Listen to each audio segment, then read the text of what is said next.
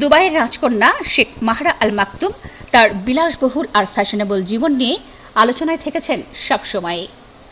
2023 সালে রাজবংশের সদস্য শেখ মানা বিন মোহাম্মদ বিন রশিদ বিন মানা আল মাকতুমকে বিয়ে করেন তিনি। রাজকীয় এই বিয়ে সে সময় হইচই ফেলে দেয় বিশ্বের ফ্যাশন অঙ্গনে। ভোগ, এলে, কসমোপলিটান, হাইপার্স বাজার সহ বিশ্বখ্যাত সব ম্যাগাজিনে উঠে আসে জাঁকজমকপূর্ণ সেই বিয়ের খবর। 2024 সালের মে মাসে মা হন মাহরা, আর এর মাস দুয়েক পরেই আসে তাদের বিচ্ছেদের খবর। তার হাই প্রোফাইল বিয়ে যেমন আলোচনায় ছিল, সেভাবেই বিচ্ছেদের খবর যেন আরও বেশি আলোচনায় রয়েছে। কিছুদিন আগেই এক ইনস্টাগ্রাম পোস্টের মাধ্যমে মাহরা তার সাবেক জীবনসঙ্গীকে বিচ্ছেদের নোটিশ দিয়েছেন।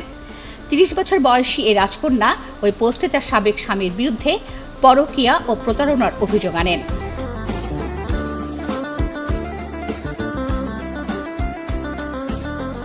এবার দুবাইয়ের এই রাজকন্যা তার বিউটি ব্র্যান্ড মাহরা M1 থেকে একটি সুগন্ধি বাজারে এনে হইচই ফেলে দিয়েছেন। সুগন্ধিটির নাম ডিভোর্স।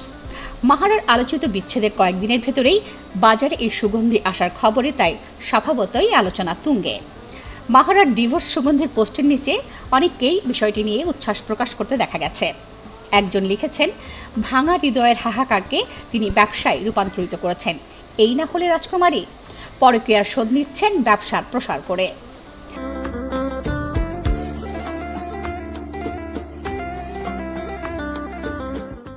সংযুক্ত আরব আমিরাতের উপরাষ্ট্রপতি, প্রধানমন্ত্রী এবং দুবাইয়ের শাসক শেখ মোহাম্মদ বিন রশিদ আল মাকতুমের 22 সন্তানের মধ্যে অন্যতম মাহরা। মাহরার মা গ্রিসের নাগরিক। মোহাম্মদ বিন রশিদ তার এই কন্যার প্রতি অত্যন্ত দুর্বল বিধায় রাজপরিবারের নারীদের জন্য প্রযোজ্য বেশ কিছু নিয়মকানুনই মাহরার ক্ষেত্রে কার্যকর নয়। যুক্তরাজ্যের একটি বিশ্ববিদ্যালয় থেকে আন্তর্জাতিক সম্পর্ক বিষয়ে ডিগ্রি অর্জন ছাড়াও মোহাম্মদ বিন রশিদ অ্যাডমিনিস্ট্রেশন থেকেও ডিগ্রি নিয়েছেন মাহরা।